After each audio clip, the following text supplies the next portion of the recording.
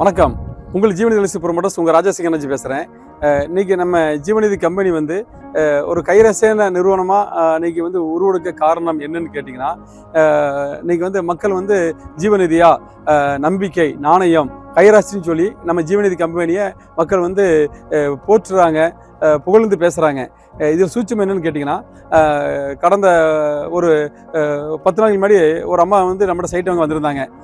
அப்போ அந்த அம்மாட்ட நான் என்ன சொன்னேன்னு கேட்டிங்கன்னா, அம்மா நீங்கள் சைட்டு வாங்கிட்ட கூட பரவாயில்லம்மா, நீங்கள் நம்ம சைட்டை வந்து நீங்கள் பார்த்துட்டு போங்கன்ட்டு அவங்கள கூப்பிட்டேன். அவங்க தம்பி கையில் பெருசாக காசு பணம் இல்லை தம்பி, காசு பணம் இல்லாமல் எப்படி தம்பி நான் சைட்டை வந்து பார்க்கணும்னு சொல்லி கேட்டாங்க.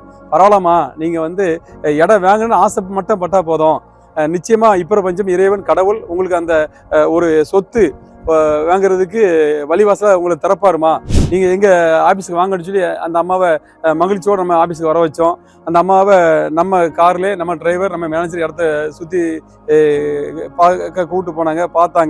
பார்த்துட்டு அந்த அம்மாவுக்கு இடம் ரொம்ப ரொம்ப பிடிச்சி போச்சு.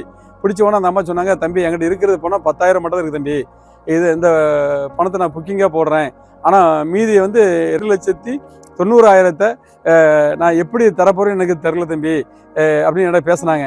அம்மாட்ட நான் வந்து தைரியமாக பாசிட்டிவ் அம்மாட்ட பேசினேன். அம்மா, இது நம்ம கம்பெனி வந்து இது வந்து நதி போல் வாழ வைக்கிற கம்பெனி.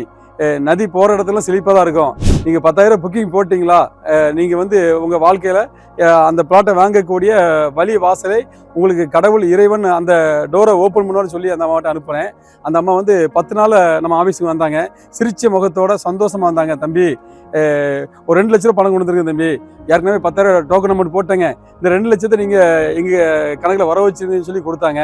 என்னம்மா 10,000 கொடுத்துட்டு போனீங்க, ஏன்டா பெரிய அளவில் பணம் இல்லை, என்ன பண்ண போகிற தெரியலன்னு சொல்லிட்டு போனீங்க, எப்படி இந்த 2 லட்சம் வந்ததுன்ட்டு அம்மாட்ட கேட்டேன். அம்மாவுக்கு சொன்ன பதில் என்னன்னு கேட்டிங்கன்னா, என் சொந்த அண்ணன் ஒருத்தர் தம்பி 2 லட்ச ரூபா ஒரு 4 வருஷத்துக்கு முன்னாடி அவங்களுக்கு நான் கைமாத்தா கொடுத்துருந்தேன்.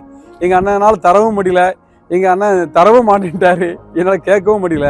ஆனால் உங்களை சந்திச்சுட்டு போன பிறகு தம்பி என் வாழ்க்கையில் ஒரு டேர்னிங் பாயிண்ட், ஒரு திருப்பு முனை.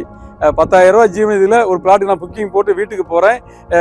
பல வருஷம் எங்கள் அண்ணன் என்கிட்ட கைமாற்ற வாங்கின பணத்தை அவர் தரவே மாட்டார்னு நினச்சேன். ஆனால் அவர் வீட்டில் வந்து அந்த 2 லட்சத்து பணத்தை அவர் கொடுத்துட்டு போனார். தம்பி, நீங்கள் சொன்ன மாதிரி உங்கள் கம்பெனி ஒரு ராசியான கம்பெனி, நீங்கள் சொன்ன மாதிரி எனக்கு வந்து அந்த இடத்த வாங்குறதுக்கு உண்டான வழி வாசலை எனக்கு இறைவனே ஓப்பன் பண்ணி கொடுத்துற சொல்லி இந்த 2 லட்ச ரூபா பணத்தை அவங்க வந்து அந்த அம்மா சந்தோஷத்தோட ஆப்பிள் ஆரஞ்சோட தாம்பளத்தில் வச்சு கொடுத்தாங்க. ஏழைகளின் சிரிப்பில் இறைவனை காண்பாய் அப்படின்ட்டு பெரியவங்க சொல்கிற அந்த ஒரு ரிசல்ட்டை அன்றைக்கி அந்த அம்மா முகத்தில் பார்த்தேன். அந்த அம்மா மகிழ்ச்சியோடு திரும்பி போனாங்க. ஒரு நாளைக்கு முன்னாடி அந்த அம்மாவுக்கு அந்த பிளாட்டை நாங்கள் கரை பண்ணி கொடுத்தோம். அதே போல் நிறைய பேர் நம்ம அந்த சைட்டுக்கு வந்தவங்க எல்லாரும் சொல்கிறது, கூலி தொழிலாளியாக இருக்கட்டும், ஒரு கட்டணம் கட்டுறவங்களா இருக்கட்டும், ஒரு பெயிண்டர் தொழில் செய்கிறவங்களா இருக்கட்டும், ஒரு ஒர்க் ஷாப் வச்சிருக்கவங்களா இருக்கட்டும், ஒரு தறி ஓட்டுறவங்களா இருக்கட்டும், விவசாயம் பண்ணுறவங்களா இருக்கட்டும், இப்படி ஏராளமான எக்கச்சக்கமான வாடிக்கையாளர்கள் கொண்ட நிறுவனம் தான் ஜீவநிதி. இவங்கெல்லாம் நம்மகிட்ட வந்து ஒரு பிளாட் வாங்கினவங்க ஒரு பிளாட்டில் நிற்க மாட்டாங்க. மறுபடியும் நம்ம எங்கே சைட்டு போட்டாலும் மீண்டும் நம்ம சைட்டு வாங்க வராங்க. ஒரு சைட்டு வாங்கினவங்க 2 சைட்டு வாங்குறாங்க, 2 சைட்டு வாங்க 4 சைட்டு வாங்குறாங்க. இப்படி அவங்க சொல்கிற ஒரு நல்ல கருத்து என்னன்னு கேட்டிங்கன்னா, நாங்கள் ஜீவநிதிக்கு வந்ததுக்கு அப்புறம் நாங்கள் ஒரு பிளாட்டு வாங்குவோமா, அதாவது முடவன் கொம்பு தேனுக்கு ஆசைப்படலாமா அப்படின்ற மாதிரி நாங்களாம் சொந்த இடம் வாங்க முடியுமான்னு நாங்கள் ஒரு கற்பனையில் வாழ்ந்துட்டு இருந்த அந்த காலத்தில் நாங்கள் ஜீவநிதிக்கு வந்தோம். எங்களுக்கு வந்து அந்த பிளாட்டுங்களை இடங்களை வாங்கக்கூடிய ஒரு வாய்ப்புகளை எங்களுக்கு வந்து இறைவனே எங்களுக்கு கொடுத்தாருன்னு சொல்லி மகிழ்ச்சியோட பலர் நம்மளை வந்து நேரில் வந்து வாழ்த்துட்டு போகிறாங்க. அதான் நான் அடிக்கடி என்ன சொல்லுன்னு கேட்டிங்கன்னா, இறைவன் கொடுக்க நினைப்பதை மனிதன் தடுக்க முடியாது, இறைவன் தடுக்க நினைப்பதை மனிதன் கொடுக்க முடியாது. அதாவது இறைவன் செய்ய நினைப்பது ஒரு நாளும் தடைப்படாது அப்படின்னு சொன்ன மாதிரி, நீங்கள் எல்லாரும் சொத்து வாங்கணும், சொந்த வீட்டில் வாழணும் என்பது தான் இறைவனுடைய சித்தம், இறைவனுடைய விருப்பம். ஆமாம், அதனால் வந்து இறைவன் என்ன விரும்புகிறாரோ அதையும் நீங்கள் விரும்புங்க. ஆமாம், நம்ம எல்லாரும் இறைவனுடைய பிள்ளைகள், நம்ம அனைவரும் நல்லா இருக்குன்னு தான் கடவுள் விரும்புகிறாரு, இறைவன் விரும்புகிறாரு. நீங்களும் அதே போல் சொந்தமாக வீடு வாங்கணும், சொந்தமாக வந்து நம்ம பூமி வாங்கணும், சொந்தமாக சொத்து வாங்கணும், சொந்தமாக நம்ம கார் வாங்கணும், இந்த உலகத்தில் நம்ம முன்னேறணும் நம்ம ஆசைப்பட்டால் போதும்.